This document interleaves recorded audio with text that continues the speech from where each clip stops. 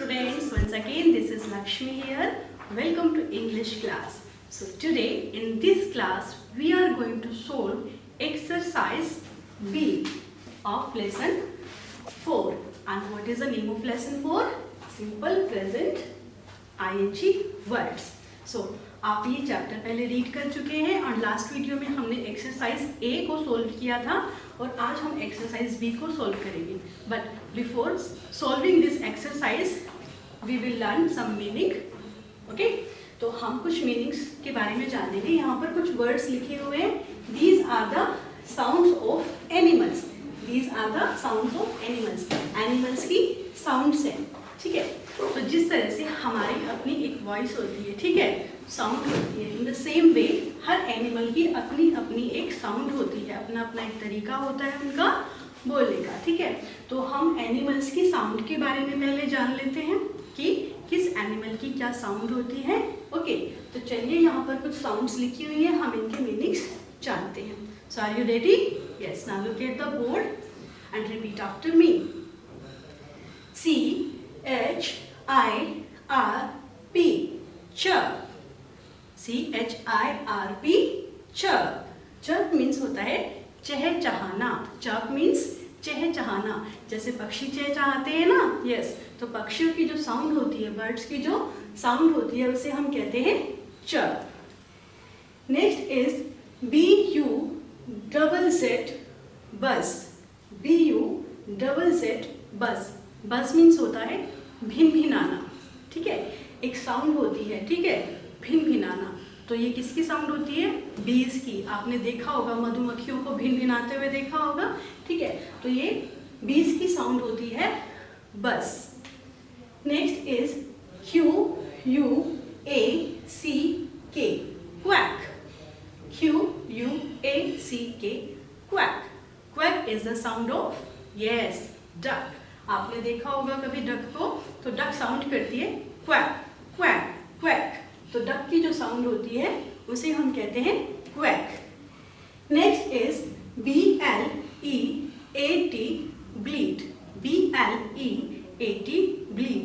And bleat is the sound of sheep and goat. Bleat is the sound of sheep and goat. Sheep यानी yes भेड़, goat यानी बकरियां. तो sheep and गोट को आपने कभी सुना होगा उनकी साउंड को. तो वो जो साउंड करते हैं, ठीक है, जो मे की जो साउंड करते हैं, उस साउंड को कहते हैं ब्लीट. क्या कहते हैं? Bleat. Next is H-O-O-T, hoot. H-O-O-T, hoot. This is the sound of owl. Owl, owl की साउंड होती है, उसे हम हूट कहते हैं. ठीक है, hoot. This is the sound of owl. Next is S-Q-U-E-A-K, squeak. S-Q-U-E-A-K, squeak. आपके घर में कभी आपने कहीं इधर उधर देखा होगा कभी माउस को, है ना. तो माउस की जो साउंड होती है, माउस की साउंड को हम कहते हैं स्क्वेक.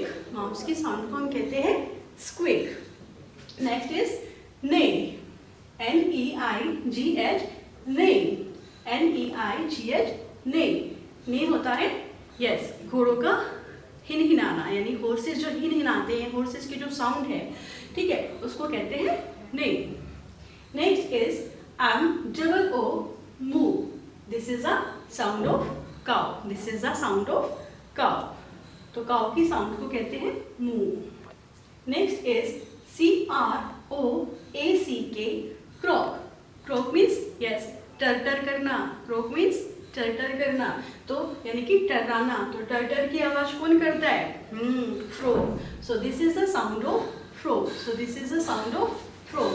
next is B-R-A-Y, bray. B-R-A-Y, bray. so bray is the sound of donkey. bray is the sound of donkey. next is C-R-O-W, crow. crow. crow आप सभी जानते हैं, यस, कोवा. तो क्रो की जो साउंड है उसे भी हम क्या कहते हैं? क्रो, यानी कि काम करना. तो क्रो की साउंड है क्रो. चलिए एक बार इनको रिवाइज कर लेते हैं. चप चहचहाना, बज भिनभिनाना, quack this is the sound of duck, and bleat this is the sound of sheep and goat, hoot, this is the sound of owl, and squeak, this is the sound of mouse. Neigh, this is the sound of horse. Moo, this is the sound of cow. Croak, this is the sound of frog. And bray, this is the sound of donkey. And crow, this is the sound of crow. तो आपने इन animals के sounds के बारे में जान लिया है, तो आपको जस्ट क्या है, इन एनिमल्स के साउंड्स के बारे में पता होना चाहिए, ये लर्न होनी चाहिए. तो आई होप कि वो आप कर लेंगे. Now look here, we are going to solve exercise B.